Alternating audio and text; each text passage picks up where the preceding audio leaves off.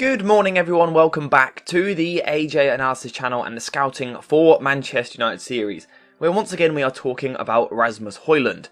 Now Højlund is of course a young striker heavily linked with the club at the moment, and he's kind of broke onto the scene truly this season.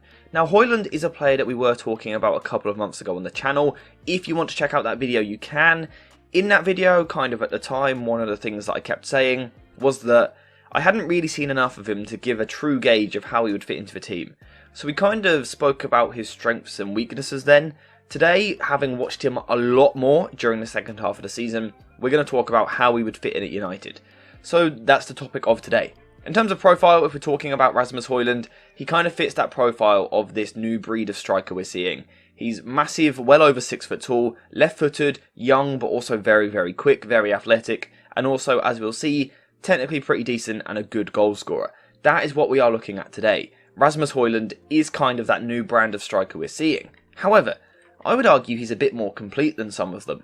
Now, this is kind of sort of reflected early on in his FB ref report, where we can see that his pass completion is okay, but particularly his progressive carries, as well as his successful take-ons, they're pretty impressive, and also his progressive passes received, ranking in the 99th percentile, suggesting that Højlund might be a striker which, you know, resembles the likes of Hojlund, the likes of Osman, but is actually still a bit more involved in play than some of those players. So let's kind of break it down. So if Højlund was to come into the team, he would of course play up front as the solo striker. So let's look at a few different ways in which he might be able to affect the game from a positive point of view, but also a negative point of view. And we will start with a bit of a negative. Despite being over 6 foot tall, Højlund isn't what we would call a target man.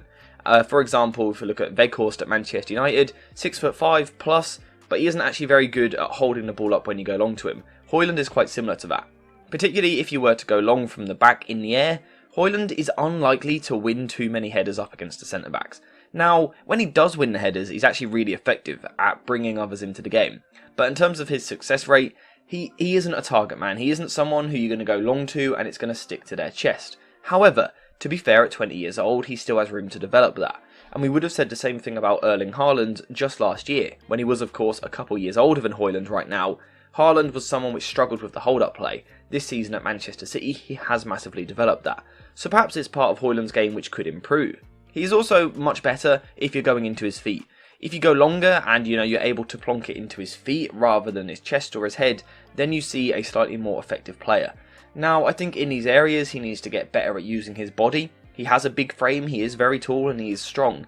He needs to get better at using his body, positioning himself between the ball and the opponent to make sure he protects that ball. This is something which at the moment he struggles with, but maybe he could kind of grow into that frame and get better at it. Before we continue with the analysis, I want to talk to you guys about JerseyFifa.com, the home of all of the greatest football kits. Whether that's the latest home shirts, the latest away shirts, tracksuits, or even retro kits, Jersey FIFA has a bit of everything. There really is something for everyone, so if you are interested, then make sure to use the link in the description down below and head to JerseyFifa.com. Now, whilst sort of that hold-up side of his game might be something which Højlund needs to work on, an area where he is actually very much established is his dribbling and his ball carrying ability. And this is probably reflected best by the fact that at times he has played on the wing. He is certainly, in the long term, going to be a number 9, and that is his main position already. But there are games where we see him on the right wing. And that kind of points to the fact that he is a good dribbler, and it is very, very true. He's a very powerful dribbler. He'll throw in the occasional bit of nice footwork and things like that, a drop of a shoulder.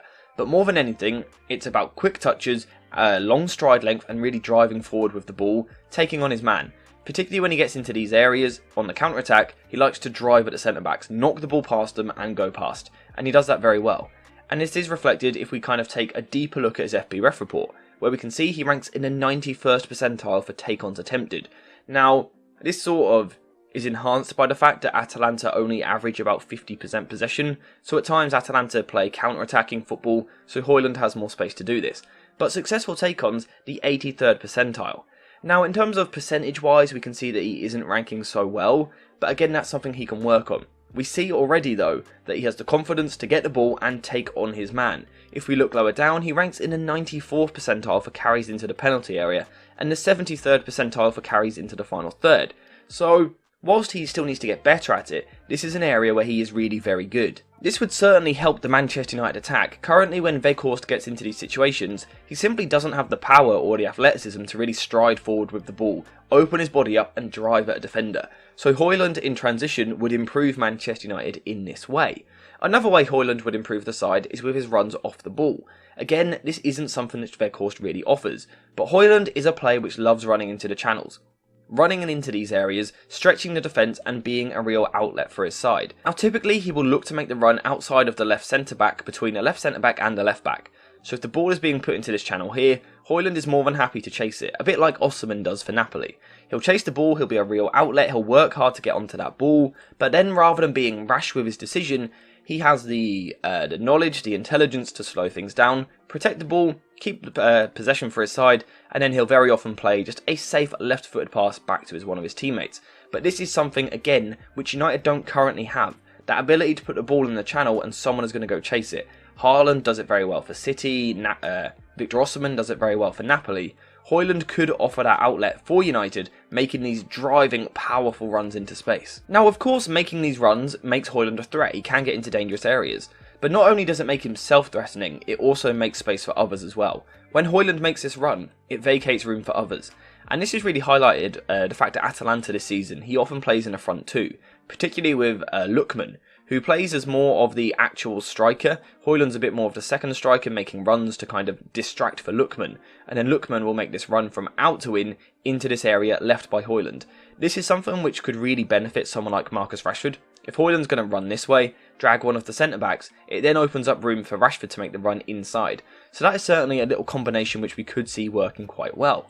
Højlund is also capable of dropping deeper, and being that sort of second striker, dropping into these deeper areas, kind of dragging one of the centre-backs with him, and then freeing up the room for Marcus Rashford. Now, it's unlikely that Højlund is the player to actually play the pass himself, although he is capable of it, but he will open up the room for someone like Fernandes to then find a pass to Marcus Rashford. So again, I do see a world in which Højlund and Rashford link up quite nicely together in the final third, in these attacking spaces, especially in transition. Højlund's understanding with his teammates also extends into the final third as well, where at times he does like to drop a little bit deeper. And again, this is kind of reflected in what we were looking at earlier. Look at the bottom there, progressive passes received in the 99th percentile. If we compare that to someone like Erling Haaland, Haaland isn't too interested in getting involved in the build-up. Højlund, however, does like to drop to the edge of the area. Now, again, this is an area where his close control needs to improve, his technical ability does need to improve. However, in terms of flicks and tricks to bring others in this area, he is actually very effective. So perhaps the simple passes at times need work and also his first touch. But in terms of if you're going to pass to him, he is more than capable of playing a little flick around the corner to find someone else and then make another run off the ball. And that's the important part for me.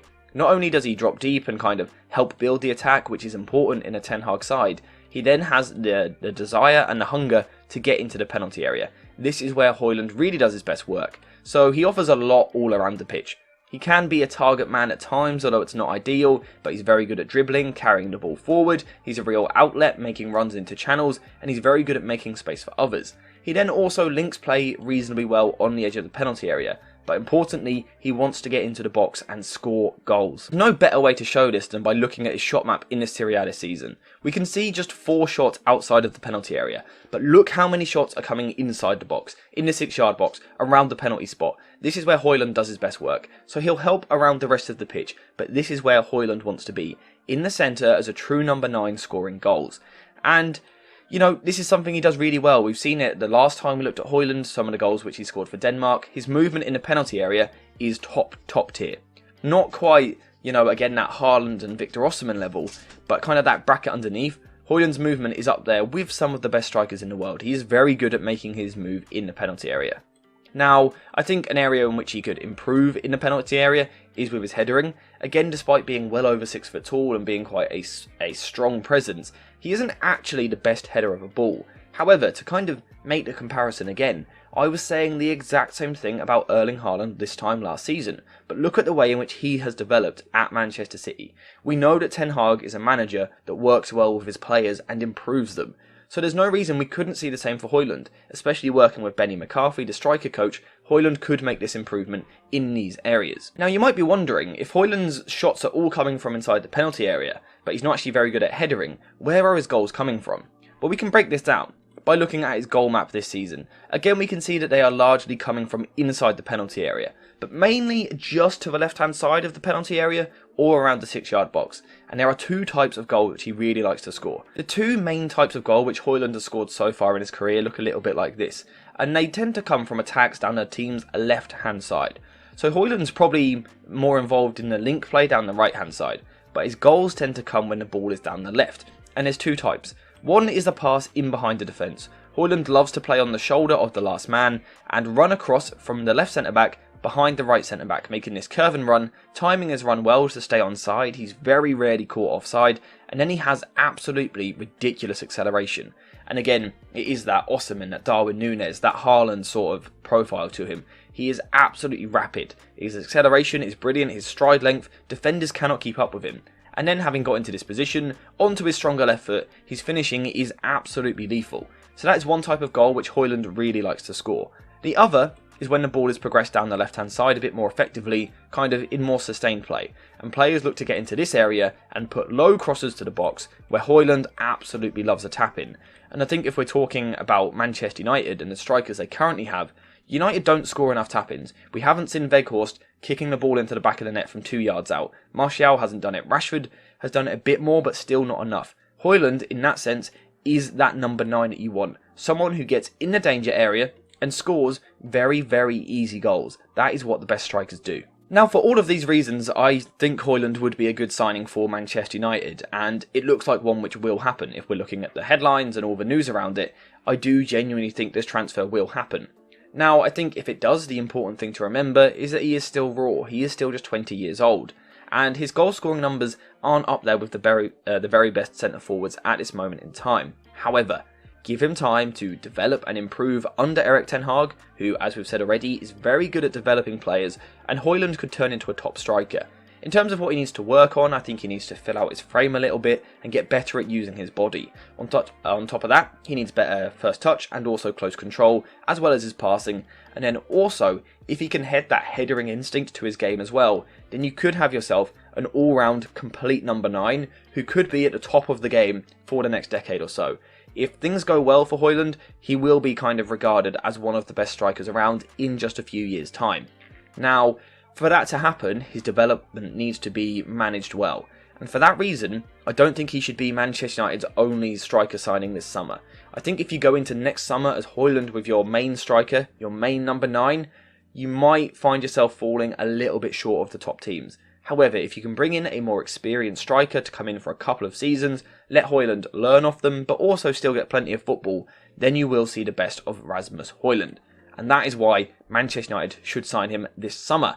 But that's all I've got to say for today's video. Let me know what you think in the comments down below. Have you been watching Højlund? What do you think of him? What are his strengths, his weaknesses, and what other striker would you like to see signed alongside him to really aid his development in the best way? Let me know all of that in the comments down below. But apart from that, thank you guys for watching. I hope you have enjoyed it. And as always, I will see you in the next one.